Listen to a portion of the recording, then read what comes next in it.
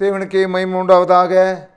இந்த புனித வெள்ளி தினத்தன்று நம்மை படைத்த தேவனை நாம் மறக்காமல் இருக்க முடியாது, மறைக்காமல் இருக்க முடியாது. அவருடைய திரு சன்னிதானத்திலே சேர்வதற்கு ஏற்கனவே இந்த திங்கட்கிழமையிலிருந்து நீங்கள் ஆயத்தப்பட்டு இருப்பீர்கள். இப்பொழுது ஆலயத்திலே அமர்ந்து கொண்டிருக்கலாம், இல்லை இந்த ஆலயத்துக்கு சென்று வந்திருக்கலாம். கர்த்தருக்குள் பிரியமானவர்களே, நாளைக்கு அதாவது சனிக்கிழமை என்னுடைய இடத்திலே பல ஆண்டுகளாக பெண்களை வைத்து, அதாவது அவருக்கு பின்னாக சென்ற பெண்கள் தான் ஆண்டவருடைய சிலுவையை சுமந்து சென்று கொண்டிருக்கின்ற போது பின்னாக சென்றார்கள் என்று சொல்லப்பட்டிருக்குது. ஆகவே பெண்களை மையப்படுத்தி 7 வார்த்தைகளை பெண்கள் தான் பேசுவார்கள். அருமையான திருச்சபை மக்கள் தான் பேசுவார்கள். யோசேப்பின் ஜெபக்கூடத்தில் நடக்கிறது. டாக்டர் வீணா நியோ சர்ச் அவர்கள் இதனுடைய தலைமை தாங்கி நடத்த இருக்கிறார்கள். இதில் இதனுடைய செலவினங்களை பிரைஸ் கலந்து கொள்கிற 7 வேத பாடம் வாசிக்கிறவர்களுக்கு, என்னுமாக 7 பாடல் பாடுகிறவர்களுக்கு, 7 செய்தி கொடுக்கிறவர்களுக்கு, இவர்களுக்கு பிரைஸை ராமாபுரத்தில் இருக்கிற சுதாகர் காலைப்பு குடும்பத்தினர் கொடுக்கின்றார்கள். அன்றைக்கு சாப்பாட்டு செலவை கோல்டு ஆல்பர்ட் குடும்பத்தினர் கொடுக்கிறார்கள். கர்த்தர் குடும்பத்தை ஆசீர்வதிப்பாராக. சனிக்கிழமை நீங்கள் பம்பல் பள்ளிச்சொல்லூர் பகுதியில் இருப்பீர்கள்னால் வரலாம். 11 மணிக்கு தொடங்கி 1:30 மணிக்கு முடிந்துவிடும். முடிந்த பிறகு எல்லாருக்கும் உணவுகள் உண்டு.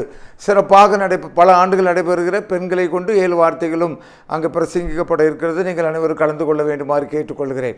கர்த்தருடைய பரிசுத்த நாமத்துக்கு மகிமை உண்டாவதாக. இந்த நாளில் 7 வார்த்தைகளை பற்றி நாம் தியானிக்க இங்கே அமர்ந்திருக்கிறோம். ஜெபம் செய்வோம். ஆண்டவரே கர்த்தாவே, உம்முடைய பரிசுத்த தூதர்களை அனுப்புவீராக. இதில் மறைந்திருக்கிற ரகசியங்களை கர்த்தர் வெளியே கொண்டு வருவீராக. இயேசுவினுடைய வேண்டுகிறேன் நல்ல பிதாவே, ஆமேன். கர்த்தருக்கு பிரியமானவர்களே, இந்த அருமையான குட் ஃப்ரைடே என்று அழைக்கப்படுகின்ற இந்த புனித வெள்ளியன்று ஒவ்வொரு ஊர்களிலும், குறிப்பாக தென் மாவட்டங்களிலே மோர்கள் விநியோகித்து கொண்டு இருப்பார்கள். அநேகம் பேர் இலவச தண்ணீர் கொடுத்து கொண்டு இருப்பார்கள், இலவச மோர் கொடுத்து கொண்டு இருப்பார்கள். இன்னும் குளிர்ச்சியை தணிப்பதற்கு பலவிதமான வெள்ளரிக்காய்கள் மற்ற காரியங்கள் எல்லாம் கொடுத்து கொண்டே இருப்பார்கள். இந்த 3 மணி நேரம் அப்படியாக அமர்ந்து, ஆலயத்திலே அமர்ந்து, ஒவ்வொரு திருச்சபையிலே அமர்ந்து, ஒவ்வொருத்தர் ஆண்டவர் அவர்களிடத்தில் இடைபடுகிற வசனங்களை கேட்க மிகுந்த ஒரு ஆசீர்வாதமாக இருக்கும். 7 வார்த்தைகள் ஆண்டவராகிய இயேசு கிறிஸ்து அளந்து எடுத்து 7 வார்த்தைகளை பேசினார். அவர் 6 நாளைக்குள்ளாக வார்த்தையினாலே உலகத்தை படைத்து 7வது நாளில் ஓய்ந்திருந்தார். அதே மாதிரி இந்த 7 வார்த்தைகளை சொல்லி ஆண்டவர் ஓய்ந்து விட்டார். எவ்வளவு அருமையான ஒரு ஒப்புமை பாருங்கள். கர்த்தருக்குள் பிரியமானவர்களே, 7ங்கிற வார்த்தை பரிபூர்ணத்தை கொடுக்கிறது. அது ஒரு பரிபூர்ண நன்மையான ஆசீர்வாதத்தை மனுஷன் கொடுக்கிறது. ஆகவே ஆண்டவராக இயேசு கிறிஸ்து வேலைக்கிழமை இரவிலே, அப்பா பிதாவே, இந்த பாத்திரம் என்னை விட்டு நீங்க கொடுமானால் நீங்கட்டும் என்று கேட்டு பார்க்கிறார். கடைசியிலே பிதாவினுடைய சித்தத்துக்கு ஒப்பு கொடுத்து சிலுவை சுமந்து கொண்டவராக இருக்கிறார். நீண்ட நேரமாகிவிட்டது. பிலாத்தினுடைய விசாரணை முடிகிறது, தேசாதிபதியினுடைய விசாரணை முடிகிறது, பிரதான ஆசாரியனுடைய விசாரணை முடிகிறது, ஏளனங்கள் நடக்கின்றது, என்னெல்லாமோ காரியங்கள் நடந்த பிறகு முதலாவதாக தன்னுடைய வார்த்தையை அவர் சொல்லுகிறார். லூக்கா 23:34, இயேசு, பிதாவே, இவர்களுக்கு மன்னியும், தாங்கள் செய்கிறது இன்னதென்று அறியாது இருக்கிறார்களே என்றார். முதல் வார்த்தையாக, மணிமொத்து வார்த்தையாக, பொன்னெழுத்திலே பதிக்கப்பட வேண்டிய வார்த்தையாக, இந்த வானத்திலும் பூமியில் இந்த உலகம் இருக்கிற வரைக்கும் நினைவு கூறத்தக்கதாக, ஒவ்வொரு மனிதனும் நினைவு கூறத்தக்கதாக ஆச்சரியமான, அதிசயமான, அற்புதமான வார்த்தையை தேவன் கொடுத்தார். அவர் வாயிலிருந்து என்ன வார்த்தை வருகிறது என்று எதிர்பார்க்கிறார்கள். எதிராளிகள் கூட ஒரு டைம் பின்னிட்டு கீழே விழுந்திருப்பான். பிரதான ஆசாரியன் கூட மயக்கம் போட்டு விழுந்திருப்பான். அந்த அளவுக்கு கொடுமை நடந்து கொண்டே இருக்கிறது. அந்த அளவுக்கு அடி விழுந்து கொண்டே இருக்கிறது. அந்த அளவுக்கு தலையிலே சிரசிலே முள்கிரீடத்தை அங்கே சூட்டி கொண்டிருக்கிறார்கள். அந்த அளவுக்கு அவருடைய ட்ரெஸ்ஸை எடுத்து இது யாருக்கு வருகிறதோ என்று சீட்டு போட்டு கொண்டிருக்கிறார்கள். அந்த அளவுக்கு அங்கே ஒரு கல்லன் அங்கே தூசித்து கொண்டிருக்கிறான். அவர் பக்கத்தில் 2 கல்லர்கள் அங்கே அறையப்படுவதற்காக கொண்டு வருகிறார்கள். அந்த நெருக்கடியின் மத்தியிலே, அந்த இன்னல்கள் மத்தியிலே ஆசீர்வாதமான ஒரு வார்த்தை வருகிறது, ஐஸ்வர்யமான ஒரு வார்த்தை வருகிறது. இந்த உலகத்திற்கு இதைவிட ஐஸ்வர்யமான ஆசீர்வாதமான வார்த்தை இருக்காது. ஆகவே கர்த்தருக்கு பிரியமானவர்களே, முதலாவதாக மண் என்று நான் தலைப்பு கொடுக்கிறேன். இந்த வார்த்தைக்கு மண் என்று தலைப்பு கொடுக்கிறேன். ஏனென்றால் இந்த மண்ணினாலே, சங்கீதம் 103:14 சொல்லுகிறார், மண்ணினாலே ஆண்டவர் உருவாக்கினார், ஆக கர்த்தருக்குள் பிரியமானவர்களே, மண்ணால படைக்கப்பட்ட இந்த மனிதனுக்கு ஆண்டவரே, என் பிதாவே, நீரும் நானும் இறங்காவிட்டால் யார் இறங்குவார்கள்? இவர்களுக்கு மன்னிங்க பிதாவே, இவன் இருக்க போற நாட்கள் கொஞ்சம் தானே, இவன் என்ன செய்த முடியும்? யோவான் 18:1 யாரை தேடுகிறீர்கள் என்று கேட்ட உடனே பின்னாக விழுந்து கிடந்தானே, அந்த மனிதன் தானே என்னை காரி துப்பி இருக்கிறான். இந்த மண்ணை நீங்க மன்னித்து விடுங்க, இந்த மண்ணுக்கு தானே திரும்ப போகிறது. ஆகவே தன்னை ஏசினவர்களை, தன்னை அடித்தவர்களை, நோகடித்தவர்களை எல்லாரும் அடித்து கொண்டிருக்கும் பொழுது, இந்த மண்ணு தானப்பா, நம்ம படைச்ச மண்ணு தானப்பா. எப்படி ஆண்டவர் எடுத்துக்கிறார்? மண் தான் படைச்ச மனுஷன் தானப்பா. இவன் என்ன செய்ய முடியும்? இவனுடைய சுவாசம் என் கையிலலாம் இருக்குது, இவன் என்ன செய்ய முடியும்? மண் என்று நினைவு கூர்ந்தார். இன்றைக்கும் நிறைய மீறுதல்கள் நீனும் நானும் செய்து கொண்டே இருக்கிறோம். சிலுவை பற்றி அறிந்த பிறகு நானும் நீனும் தவறு செய்து கொண்டே இருக்கின்ற பொழுது ஆண்டவர் தன்னுடைய மனதிலே வைக்கிறார்கள், இந்த மண் என்னத்தை செய்ய போதப்பா, மண்ணுக்கு தானப்பா திரும்ப போகுது. ஆகவே உலகத்திலே ஆண்டவர் சொன்னார், பிதாவே, இவர்களுக்கு மன்னியும், தாங்கள் என்ன செய்கிறோம் என்று அறியாதிருக்கிறார்களே, யாரை என்ன செய்து கொண்டிருக்கு என்று இவர்களுக்கு தெரியவில்லையே, நான் யார் எப்படிப்பட்டது என்று உமக்கு தெரியும், நீர் அனுப்பினதுனாலே வந்தேன். நம்முடைய நோக்கம் தடைபடக்கூடாது. ஆகவே இந்த மண்ணான மனுஷனுக்கு மன்னிப்பை கொடுத்து விட்டேன் என்று அவர்கள் ஆண்டவர் பிதாவினிடத்தில் மன்னிப்பை கேட்கிறார். இரண்டாவதாக கண் ரொம்ப முக்கியமானது. கர்த்தருக்கு பிரியமானவர்களே, லூக்கா 23:43 இயேசு அவனை நோக்கி, இன்றைக்கு நீ என்னோடு கூட பரதேசில் இருப்பாய் என்று மையாகவே உனக்கு சொல்லுகிறேன். கண் என்று சொன்னேன். ஆண்டவராகிய இயேசு கிறிஸ்து உலகத்திலே வந்தவுடனே மார்க்கு 1:15 சொன்னார், மனம் திரும்புங்கள், பரலோக ராஜ்யம் சமீபித்திருக்கிறது, பரலோக ராஜ்யம் சமீபித்திருக்கிறது. பிலாத்துவின் இடத்திலே போய் நின்று கொண்டிருக்கிறார். பிலாத்து கேட்கிறான், இந்த உன்னுடைய ராஜ்யமே, என்னுடைய ராஜ்யம் இந்த உலகத்துக்குரியது அல்லப்பா, நான் அதுக்காக இறங்கி வரல, நான் தான் மனுஷனை படைச்சவனே, பிலாத்து உன்னை படைச்சவனே நான் நினைச்சா தங்க சிம்மாசனத்தில் உட்கார்ந்து என்னுடைய ஆட்சியை வேற மாதிரி இருந்து கொண்டிருக்கலாம். 1,00,000 பேர் எனக்கு அப்படியே வீசிக்கொண்டே இருக்கலாம், 2,00,000 பேர் என் கை காலை பிடிச்சு விடலாம்ப்பா, என்னனாலும் செய்யலாம். என்னுடைய படைப்புக்கு ஒரு நியதி இருக்கிறதப்பா. நான் பரிசுத்த நிலைமையிலே படைத்தேனப்பா. ஆதாம் என்னை விட்டு ஓடி போனானப்பா, வஞ்சகத்தில் விழுந்து போய் விட்டானப்பா. ஆகவே அவனை நான் திருப்பி கொண்டு வர வேண்டும். என் மக்களை நான் தேடாமல் யார் தேடுவார்கள்? என் மக்களுக்கு நான் ரட்சிப்பு கொடுக்காமல் யார் ரட்சிப்பை கொடுக்க முடியும்? இறங்கி வந்தார் தேவன். தம்முடைய ஒரே பேரான குமாரனை விசுவாசிக்கிறவன் எவனோ அவன் கெட்டு போகாமல் நித்திய ஜீவனை அடைய முடியாத ஆண்டவர் இறங்கி வந்தார். இந்த நேரத்தில் கண் என்று சொன்னேன். இரண்டாவது வார்த்தைக்கு, கர்த்தருக்கு பிரியமானவர்களே, அவர் உலகத்திலே வாழ்ந்த நாட்களில் எல்லாம் அவருடைய கண்ணானது பரலோக ராஜ்யத்துக்கு யாராவது வரமாட்டார்களா என்று நோக்கி கொண்டே இருந்தது. லூக்கா 19 ஒரு மனிதன் மேலே ஏறி இருக்கிறான். அவனுடைய கண்கள், அவனுடைய முதல் கண் இயேசுவினுடைய கண் அங்கே விழுந்தது. எத்தனையோ பேரை பார்த்தார், எத்தனையோ பேரை சந்தித்தார், எத்தனை பேருக்கு சுகத்தை கொடுத்தார், அற்புதத்தை கொடுத்தார், அதிசயத்தை செய்தார். ஆனால் லூக்கா 19 ஒரு மனிதன் மேலே இறங்கி இருந்தான். அவன் கீழே இறங்கி வருகிறான். ஆண்டவரோடு நடக்கும்போது சொல்லுகிறான், ஆண்டவரே, நான் யாரிடத்திலும் அநியாயமாக வாங்கியிருந்தால் நான் திருப்பி கொடுத்து விடுகிறேன், இது தானப்பா எனக்கு வந்தது. லூக்கா 19:9 சொல்லுகிறார், இந்த வீட்டுக்கு இன்றைக்கு ரட்சிப்பு வந்தது, இழந்து போனதை தேடவும் ரட்சிக்கவுமே மனுஷகுமாரன் வந்தார். இந்த சகைவே மாதிரி யாருடைய கண்ணெல்லாம் அங்கே இருந்தது. லூக்கா 7:50 அந்த சீமோன் என்கிற அந்த பரிசேயனுடைய வீட்டிலே அவர் என்ன செய்தார்? விருந்துக்கு அழைக்கப்பட்டிருந்தார். கர்த்தருக்கு பிரியமானவர்களே, அங்கே பார்க்கின்ற வேளையில் ஆண்டவருடைய கண்கள் எல்லாம் எங்கே இருந்தது? அந்த பாவியான ஸ்திரீ ஆண்டவருடைய பாதத்திலே உட்கார்ந்து கொண்டு அழுது கொண்டு கண்ணீர்னாலே துடைத்து அங்கே நறுமண தைலத்தை பூசி அவள் அழுது கொண்டே அவளுடைய பாவங்கள் எல்லாம் வருகிறது. ஐயா, என் பாவத்துக்கு மன்னிப்பு கிடையாதா? புலம்பி அழுதால். ஆண்டவர் அதை தான் எதிர்பார்த்தால். இந்த சகோதரி வேண்டியது பரிசுத்தத்துக்காக அழுது கொண்டிருக்கிறாள். நீ போ, சமாதானத்தோடு போ, உன்னுடைய கோரிக்கைகளை உன்னை நான் மன்னித்து விட்டேன், நீ பரிசுத்தம் அடைந்து விட்டாய் என்று. இரண்டாவதாக கண் அங்கே போன்றது. முதலாவதாக சகைவை நோக்கி ஆண்டவருடைய கண்ணு வந்தது.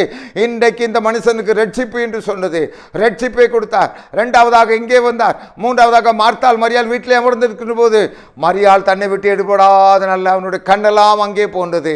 கிடைந்து நாலாவதாக பார்க்கின்ற போது ஆண்டவருடைய கண், அந்த மனம் திரும்புதல் அங்கே வந்து விட்டது. யாருமே உபயோகப்படுத்தவில்லை. 3 ஆண்டுகளிலே எந்த ஊழியக்காரரும் எந்த 12 சீசர்களும் யாருமே நித்திய ராஜ்யத்தை பற்றி கேட்கல. ஆண்டவர் மலை பிரசங்கத்தில் மத்தேயு 5:8 வரைக்கும் சொல்லுகிறார். அடுத்தபடியாக யோவான் 14-17 வரைக்கும் சொல்லுகிறார். பரலோக ராஜ்யம், நித்திய ராஜ்யம், நித்திய ராஜ்யம் ஒன்றுக்குமே ஏறலையா. இந்த கல்லனுக்கு ஞான ஸ்நானம் தேவையில்லையா? இந்த கல்லனுக்கு சர்ச்சை தேவையில்லையா? அவன் ஆண்டவருடைய பாதத்திலே வந்து விட்டான். கர்த்தருக்குள் பிரியமானவர்களே, உம்முடைய ராஜ்யத்தில் வருகின்ற பொழுது இதுதான் ஐயா என்னுடைய வெற்றி. நான் தேடிக்கொண்டிருந்தது இதைத்தானே, நான் இதைத்தான் தேடிக்கொண்டிருந்தேன். இன்றைக்கு நீ என்னோடு கூட பரதேசில் இருப்பாய். கொடுத்தாரியா, உடனே சீட்டை கொடுத்துட்டாரியா, உடனே சீட்டை கொடுத்துட்டார். மூன்றாவதாக ஒன் என்று பார்க்கின்ற வேளையிலே யோவான் 19:26, அப்பொழுது இயேசு தம்முடைய தாயும் அருகே நின்று தமக்கு அன்பாயிருந்த சீசனை கண்டு தம்முடைய தாயை நோக்கி, ஸ்ரீயே அதோ உன் மகன் என்றார். பின்பு அந்த சீசனை நோக்கி, அதோ உன் தாய் என்றார். அந்நேரம் முதல் அந்த சீசன் அவளை தன்னிடமாய் ஏற்றுக்கொண்டான். கர்த்தருக்கு பிரியமானவர்களே, 2 பரிமாற்றங்களை ஒரே நேரத்தில் ஆண்டவர் செய்கிறார். இங்கே நம்பர் 1 என்று சொன்னேன். 1 என்றால் முதலிடம். ஆண்டவர் முதலிடத்தை யாரு கொடுக்கிறார் என்றால், வேதம் திட்டவட்டமாக சொல்கிறது, உன் தகப்பனை தாயும் கணம் பண்ணுவாயாக. தகப்பனை தாயும் கணம் பண்ணாதனுடைய கண்களை பிடுங்கி போடு, அவனை நரகத்திலே தள்ளு, அவனை மனுஷனாக மதியாதே. தாய்க்கு சோறு போடாதவன் யாரும் அவன் இந்த உலகத்தில் பிறந்ததுக்கு அர்த்தமே இல்லை. தகப்பனையும் தாயும் தூசிக்கனுடைய தீபம் காரிலே அணைந்து போகும் ஐயா. தகப்பனை தாயை கட்டில் நீ நீதிமானா? நீ என்ன செஞ்சுட்டு அவங்களுக்கு உலகத்தில் உன்னை கொண்டு வந்தது அது. ஆகவே கர்த்தர் நம்பர் 1ஆக ஏற எடுக்கிறார் என்றால் தன்னுடைய தாயை எடுத்தார். அந்த சிலுவையிலே தாயை எடுத்தார். ஆனால் கர்த்தருக்கு பிரியமானவர்களே, ஸ்திரீயே மறந்து போகக்கூடாது. அம்மையாரை வைத்து ஒரு திருச்சபைகள்லாம் நிறைய உலகத்தில் இறங்கி கொண்டிருக்கிறது. கொடான கோடி மக்கள் வணங்குகிறார்கள். ஆனால் ஆண்டவராய் இயேசு கிறிஸ்து அந்த கல்யாண வீட்டில் அமர்ந்து இருக்கின்ற பொழுது அங்கே அந்த தாயார் வந்து ஆண்டவரிடத்தில் இவர்களுக்கு திராட்சரசம் இல்லை என்று சொன்ன பொழுது ஆண்டவர் உபயோகப்படுத்தினார், ஸ்திரீயே. இன்னும் ஒரு இடத்துல கூட ஆண்டவர் உபயோகப்படுத்துகிறார், ஸ்திரீயே.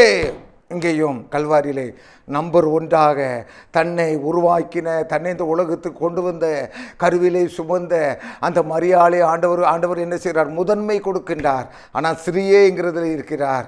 பிறகு அதோ உன் தாய் என்று 2ஆவதாக தான் அந்த சீசனை பார்த்து சொல்லுகிறார். இங்கே ஒரு புதிய பந்தத்தை ஆண்டவர் ஏற்படுத்துகிறார். 2 விதமான பந்தங்கள் இருக்கிறது. ஆவிக்குரிய ஆத்மாவுக்குரிய ஒரு பந்தம் இருக்கிறது, சரீரத்துக்குரிய பந்தம் இருக்கிறது. சரீரத்தின்படி பந்தத்தை பார்த்தால் ஆண்டவர் இங்கே ஏற்றுக்கொள்ளவில்லை. அவன் ஒரு அருமையான ஒரு மகள் என்று ஏற்றுக்கொள்கிறாள், சிஷ்யை என்று ஏற்றுக்கொள்கிறார். ஆனால் தாய் என்று ஏற்றுக்கொள்ளவில்லை. அப்புறம் தன்னுடைய சீசனை நோக்கி சொல்கிறார், அதோ உன் தாய், நீ ஏற்றுக்கொள், தாயாக வைத்துக்கொள். அவள் தாய் தான், எல்லாருக்கும் தாய் தான். ஆனால் கர்த்தருக்கு பிரியமானவளே, ஒரு மரியாள் இல்லாவிட்டால் என்னோடு மார்த்தாள், ஒரு மார்த்தாள் இல்லாவிட்டால் என்னோடு எலிசபெத், யாராவது ஒருத்தருடைய வயிற்றிலே ஆண்டவர் பிறக்க வேண்டும். இதுதான் நியதி. அதிலே பரிசுத்தவாட்டியாக இந்த அம்மையார் இருந்தார்கள். ஆகவே ஸ்திரீயே என்று தான் சொன்னாரே தவிர ஆனால் தன்னுடைய பாசத்தை அவர் அடக்கவில்லை. ஸ்திரீங்கிற வார்த்தை தான் உபயோகப்படுத்துகிறார். ஆக கர்த்தருக்கு பிரியமானவர்களே, யாராகிலும் ஒருவர் அந்த உலகத்தில் தெரிந்திருப்பார். அதுக்கு அந்த அம்மா பாத்திரவான்களாக இருந்தார்கள், அவ்வளவுதான். அவர்கள் சிலுவையில் அறியப்படவில்லை, அவர்கள் ரத்தம் சிந்தவில்லை, ரத்தம் சிந்தவும் முடியாது. அவர்கள் ஒரு சாதாரண மனுஷன். இயேசுவானவருக்கு பிறகு அவருக்கு குழந்தைகள் எல்லாம் பிறந்தார்கள். ஆக கர்த்தருக்கு பிரியமானவர்களே, இந்த நேரத்தில் ஆண்டவர் என்ன சொல்லுகிறார் என்றால், தகப்பனை தாயும் நேசிக்க வேண்டும், அவர்களுக்கு செய்ய வேண்டிய கடமைகளை செய்து முடிக்க வேண்டும். இயேசுவானவர் சிலுவையில் தொங்கின நேரத்திலும் தன்னுடைய பிரிவுக்கு பிறகு தாயார் எப்படி தவிப்பார்கள் என்பதை அறிந்தவராக ஆத்மீக பிரகாரமாக ஒரு சகோதரனை அங்கே கொடுக்கிறார். பெற்றெடுக்காத ஒரு பிள்ளையை கொடுக்கிறார்.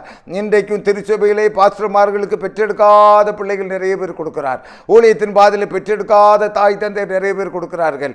பிரதர் என்று தன்னுடைய சொந்த சகோதரனை மாறி என்னையெல்லாம் நிறைய பேர் நேசிக்கிறார்கள். காரணம் இந்த பந்தம் தான்.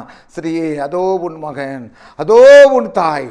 தேவனாலே இந்த ஒரு புதிய பந்தம் கொடுக்கப்பட்டிருக்கிறது. இந்த பந்தம் தான் தலை சிறந்த பந்தமாக இருக்கிறது.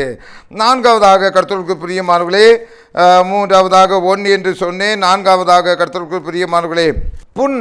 மத்தேயு 27:46, ஏலி ஏலி லாமா சபக்தானி, என் தேவனே ஏன் என்னை கைவிட்டி. 4ஆவது வார்த்தையாக கர்த்தருக்கு பிரியமானவர்களே என்ன வருகிறது என்றால், தேவன் புன் என்ற ஒரு பதத்திலே உங்களுக்கு ஆண்டவருடைய வார்த்தை வருகிறது. ஆண்டவராய் இயேசு கிறிஸ்து சிலுவையிலே அவர் மனுஷ ரூபமாக காணப்பட்டு ஆண்டவர் இந்த உலகத்திலே எல்லாவற்றையும் உண்டாக்கி இருந்தாலும் கர்த்தருக்கு பிரியமானவர்களே அவர் மனுஷ ரூபமாக காணப்பட்டார். மனிதனாக தான் இறங்கி வந்தார். ஆகவே நேற்றைய தினத்திலே வேலைக்கிழமத்திலே, அப்பா பிதாவே, இந்த பாத்திரம் என்னை விட்டு எடுபோடு போனால் எடுத்து விடுங்க ஆண்டவரே. ஒரு மனிதனாக குமருகிறார், ஒரு மனிதனாக தவிக்கிறார். காலையிலிருந்து நடக்கிற காரியங்களை பார்க்கின்றார்கள். அப்பொழுது ஆண்டவராய் இயேசு கிறிஸ்து, என் தேவனே என் தேவனே ஏன் என்னை கைவிட்டீர்? ஒரு நிமிடம் திகைக்கிறார். ஆண்டவராகிய இயேசு கிறிஸ்து இந்த உலகத்திலே மனுஷ ரூபமாகத்தான் வந்தார், மனிதனாகத்தான் இருந்தார். எங்கெங்கும் பூம்பான்னு இப்படி கையை காட்டி சாப்பாடை வரவழைக்கல, ஏதோ ஒன்று வரவழைச்சு அப்படி கொடுக்கல, உள்ள மறைச்சிக்கிட்டு எந்த காரியத்தை செய்யல. முழுக்க முழுக்க இறைவன் ஒரு மனிதனாக ஒரு தாயினுடைய மடியிலே பிறந்தார். 30 ஆண்டுகள் அங்கே இருந்து 3 ஆண்டுகள் ஊழியத்தை தொடங்கினார். அந்த இறைவனை பிடித்து இப்பொழுது நேற்றிலிருந்து அடித்து கொண்டிருக்கார்கள், தவித்து கொண்டிருக்கிறார். அப்பா அம்மா, ஒரு மனிதன் கஷ்டப்படுகின்ற பொழுது, அவனுடைய ரத்தம் போய் கொண்டிருக்கின்ற பொழுதிலே, அவனுடைய அடிபட்டு அவன் சிறுமைப்படுகின்ற வேளையிலே அவனிடத்திலிருந்து வருகின்ற வார்த்தை தான் மாம்ச பிரகரமான ஒரு வார்த்தையாக, ஒரு புண்ணான வார்த்தையாக, காயப்பட்ட சரீரத்திலே தாங்கக்கூடிய பலனை இறைவனிடத்திலிருந்து எதிர்பார்க்கிற ஒரு வார்த்தையாக, ஐயா இதை தாங்கக்கூடிய சக்தி எனக்கு கொடுங்க ஐயா, இந்த மனிதர்களால் அடிபட்டு கொண்டு இருக்கிறேனே, சிறுமைப்பட்டு கொண்டு இருக்கிறேனே, அவருக்கு அக்கிரமக்காரருக்கு அறிவில்லையா, ஒருவர் என்னை எண்ணாமல் போய்விட்டார்களே, என் தேவனே என் தேவனே ஏன் என்னை கைவிட்டீர்? ஆண்டவர் கைவிடவில்லை, ஆண்டவர் இவரை கைவிடவே இல்லை. ஆனாலும் கர்த்தருக்கு பிரியமானவர்களே, இந்த வார்த்தை வெளியே வராவிட்டால் அவர் அந்த நேரத்தில் ஒரு சூப்பர் பவரில் இருந்திருப்பான் என்று எல்லாரும் சொல்லியிருப்பார்கள். 7 வார்த்தைகளையும் ஆண்டவர் அளவிட்டு தான் சொன்னார், சரியாகத்தான் சொன்னார். இந்த வார்த்தைக்கு சால சிறந்த வார்த்தை. தன்னுடைய சரீரத்தில் அடைந்த வேதனைகளுக்காக ஆண்டவரை நோக்கி, தன்னுடைய பிதாவை நோக்கி அபய குரல் எழுப்புகிறார். என் தேவனே என் தேவனே ஏன் என்னை கைவிட்டீர்? கர்த்தருக்குள் பிரியமானவர்களே, ஆண்டவராகிய இயேசு கிறிஸ்து பாடுகளை அனுபவித்தார், சிலுவையை சுமந்தார். உனக்காகத்தான், நீனும் நானும் ரட்சிக்கப்பட வேண்டும் என்பதற்காகத்தான். எந்த அளவுக்கு உச்சக்கட்டத்தில் சரீரத்தில் பாடுகளை அனுபவிக்க முடியுமோ அந்த அளவுக்கு பாடுகளை அனுபவித்த அந்த வாயினுடைய புண்ணான வார்த்தை தான் என் தேவனே என் தேவனே ஏன் என்னை கைவிட்டீர். அடுத்தபடியாக கர்த்தருக்கு பிரியமானவர்களே, ஆண்டவராகிய இயேசு கிறிஸ்துவுடைய 5வது வார்த்தை, யோவான் 19ஆம் அதிகாரம் 28ஆம் வசனம். அதன் பின்பு எல்லாம் முடிந்தது என்று இயேசு அறிந்து வேதவாக்கியம் நிறைவேறத்தக்கதாக தாகமாயிருக்கிறேன் என்றார். அழகான ஒரு வார்த்தை, ஒரு பாடல், ஒரு கவிதை. அந்த அப்படியாக ஆண்டவராய் இயேசு கிறிஸ்து 4வது வார்த்தைகளை உதிர்த்த பிறகும், தன்னுடைய பிதாவின் இடத்துல தன்னுடைய ஆதங்கத்தை வெளிப்படுத்தின பிறகும் 5வதாக ஒரு வார்த்தை சொன்னார், தாகமாக இருக்கிறேன். என்னையா தாகம்? இன்னைக்கு ஓ மேலே உனக்கு தாகம் இருக்குது தம்பி. சிற்றின்ப பிரியத்தில் அலைஞ்சிக்கிட்டு இருக்கியே, ஓ மேலே ஆண்டவருக்கு தாகம் இருக்குது. ஐயா ரேஸில் பணத்தை இழந்துக்கிட்டு இருக்கிய, ஓ மேலே ஆண்டவருக்கு தாகம் இருக்குது. ஐயா ஆன்லைனில் பணத்தை இழந்துக்கிட்டு இருக்கிய, ஓ மேலே ஆண்டவருக்கு தாகம் இருக்குது. ஐயா தாய் தந்தையர் எவ்வளோ பக்தி உள்ள தாய் தந்தையருக்கு பிறந்தாலும் குடிச்சு குடிச்சு குடிச்சு குடிச்சு வெறிச்சு வெறிச்சு வெறிச்சு நாசமாக போயிட்டு இருக்கிய, ஓ மேலே ஆண்டவருக்கு தாகம் இருக்குது ஐயா. புருஷனை கவனிக்காமல் எங்கெங்கேயோ ஓடிக்கொண்டிருக்கிய, ஓ மேலே ஆண்டவருக்கு ஒரு தாகம் இருக்குது ஐயா. கூட்டு குடும்பத்தில் இருந்து கொண்டு அந்த குடும்பத்தை கெடுக்கலான்னு நினச்சிட்டு இருக்கிய, ஓ மேலே ஆண்டவருக்கு ஒரு தாகம் இருக்குது ஐயா. உண்மையாக ஊழியம் செய்யாமல் அவன் அப்படி சம்பாதிக்க, இவன் இப்படி சம்பாதிக்கிறான், மனுஷனை பார்த்து புலம்பிக்கிட்டு இருக்கிய, ஓ மேலே ஆண்டவருக்கு ஒரு தாகம் இருக்கியா. அந்த சிலுவையிலே ஆண்டவர் 5வதாக சொல்லுகிறார், பிதாவே நான் தாகமாக தான் இருக்கிறேன் ஐயா, இந்த உலகத்துக்கு நான் வந்த ஐயா, எல்லா சத்தியங்களையும் நான் சொல்லிட்டேன் ஐயா, இப்போ என்னுடைய தாகத்தை தீர்த்து வாங்க ஐயா, எனக்கு தாகமாக இருக்குது ஐயா, இந்த ஜனங்கள் எல்லாம் அந்த நரகத்துக்கு போய்விடக்கூடாது ஐயா. நான் எதற்காக இந்த உலகத்துக்கு வந்தேன்? இந்த உலகத்தை மீட்டெடுக்க முடியாத வந்தேன், இந்த உலகத்தை ரட்சிக்க முடியாத வந்தேன். ஆண்டவரே எத்தனை ஆண்டுகளானாலும் சரி, இப்போ கிபி 2024ஆம் ஆண்டு ஆயிருக்குது ஆண்டவரே, இன்னும் அந்த பிள்ளை மேலே நான் தாகமாக இருக்கிறேன் ஆண்டவரே. ஆண்டவரே பிறக்க போகிற ஒவ்வொரு பிள்ளை மேலே நான் தாகமாக இருக்கிறேன் கர்த்தாவே. என்ன தாகம் ஆண்டவரே? உன்னை குறித்து ஆண்டவருக்கு என்ன தாகம் இருக்கிறது? ஒருவரும் கெட்டு போவது பிதாவினுடைய சித்தம் அல்ல, இவர்கள் எல்லாரும் நித்திய ராஜ்யத்துக்கு வர வேண்டுமே. ஆண்டவரே உம்மிடத்தில் சத்தியத்தில் நான் பிதாவே என்ன கேட்டுக்கொண்டேன் அதையெல்லாம் சொல்லி இருக்கிறேன்.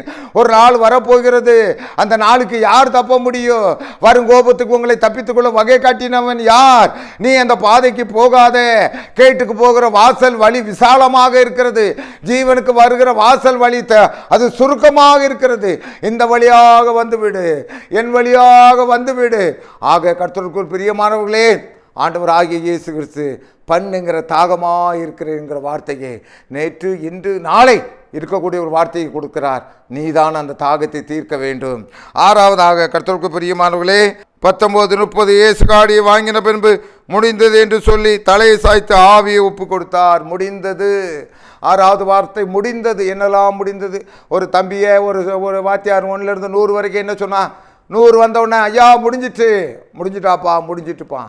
இயேசுவானவர் இந்த உலகத்துக்கு ஜீவனை கொடுக்கணும்னு வந்தார், ஜீவனை கொடுத்தார், முடித்தார். எபிரேயர் 2:14-15 ஜீவகாலம் முழுவதும் மரணத்துக்கு அதிகாரியாக, மரணத்துக்கு பயந்து கொண்டிருக்க மக்களுக்கு மரணத்திலிருந்து விடுதலை கொடுக்க முடியாத ஆண்டவராக இயேசு கிறிஸ்து தன்னுடைய இரத்தத்தை சிந்தி, இரத்த சிந்துதல் இல்லாமல் பாவ மன்னிப்பு உண்டாகாது. ஆகவே ஆண்டவராகிய இயேசு கிறிஸ்து இரத்தத்தை சிந்தினார், பாவ மன்னிப்பை கொடுத்து விட்டார், வந்த காரியத்தை நிறைவேற்றி விட்டார். ஆகவே சொல்லுகிறார், முடிந்தது. பிதாவே, உம்மிடத்தில் கற்றுக்கொண்ட எல்லாவற்றையும் நான் என்னுடைய சீசர்களுக்கு நான் தெரிவித்து விட்டேன், அவர்களுக்கு நான் மறைக்காதது ஒன்றுமில்லை, ஆகவே முடித்து விட்டேன். பிதாவே, இந்த உலகத்திலே எப்படி ஒரு மனிதன் அற்புதங்களை அதிசயங்களை செய்ய முடியும்? என்னை விட அதிகமாக அற்புதங்களை அதிசயங்களை செய்ய முடியும். அதை நான் செய்து காட்டி முடித்து விட்டேன். ஆகவே என் முடிந்தது. ஆண்டவர் சொல்கிறார், முடிந்தது.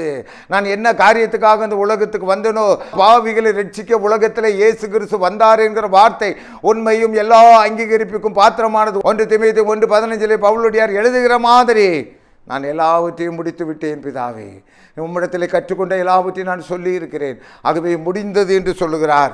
கடைசியாக கர்த்தருக்கு பிரியமானவர்களே, லூக்கா 23:46 சொல்லுகிறார், பிதாவே, உம்முடைய கைகளில் என் ஆவியை ஒப்பு கொடுக்கிறேன். எங்கே வாங்கினாரோ அங்கே தன்னுடைய ஆவியை ஒப்பு கொடுத்தார் தேவன். கர்த்தருக்கு பிரியமானவர்களே, ஆண்டவராகிய இயேசு கிறிஸ்துவினுடைய பாடு மரணம் ஒரு நிமிடம் உன்னை உலுக்குகின்றதா? அவருடைய வாயிலே வஞ்சனை இருந்ததில்லை, அவர் களவு செய்ததில்லை, அவருடைய கண்கள் இச்சையானவளை பார்த்ததில்லை, ஒரு குற்றமும் செய்யவில்லை.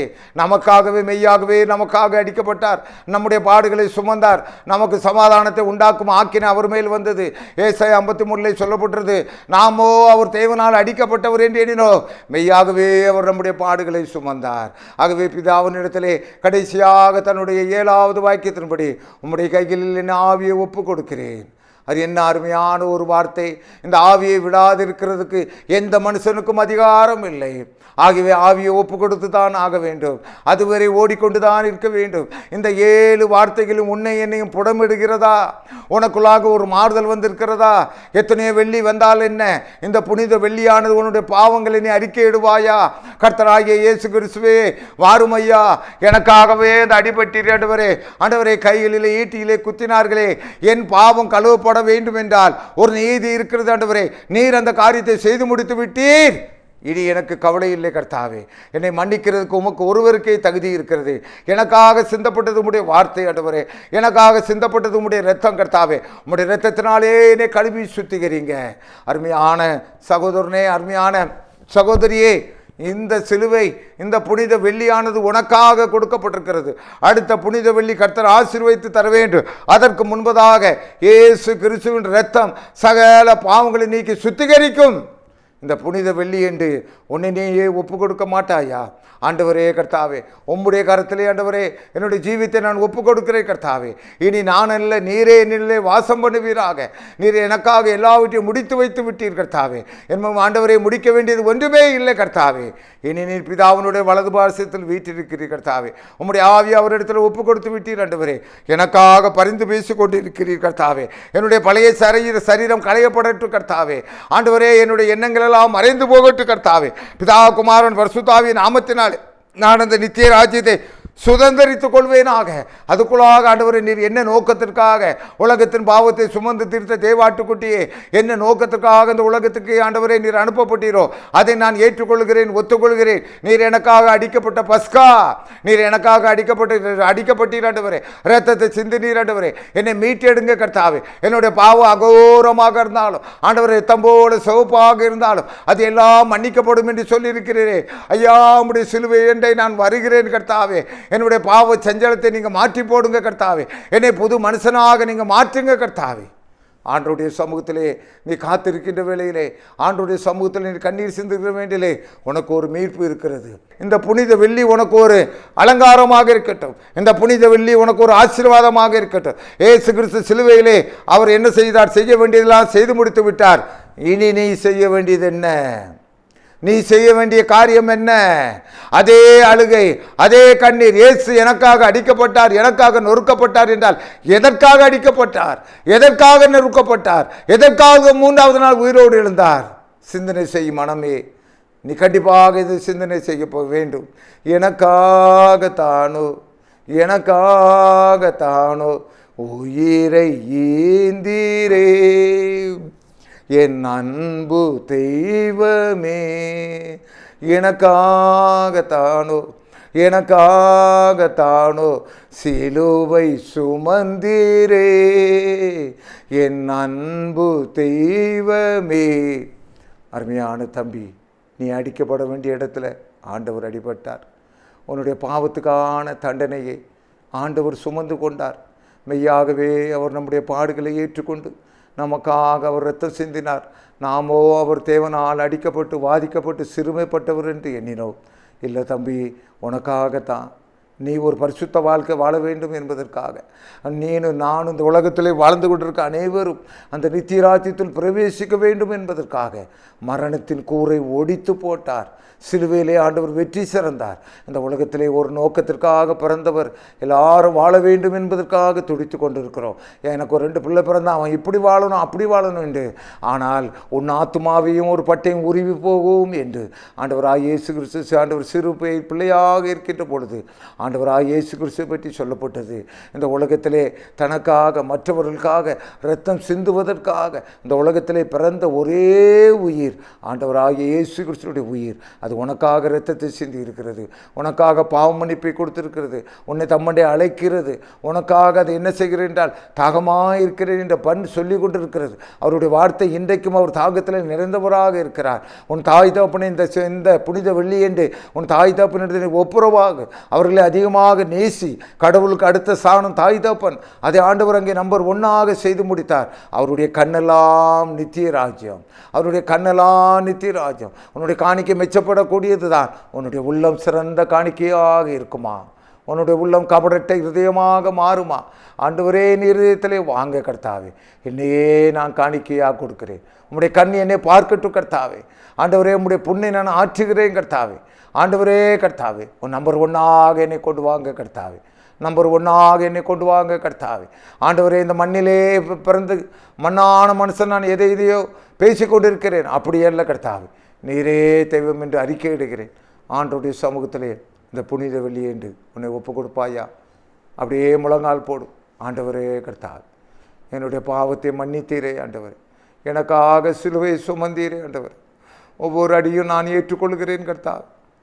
ஆண்டவரே, உம்முடைய இரத்தத்திலே கர்த்தாவே என்னுடைய பாவத்தை நான் அறிக்கையிடுகின்றவர்.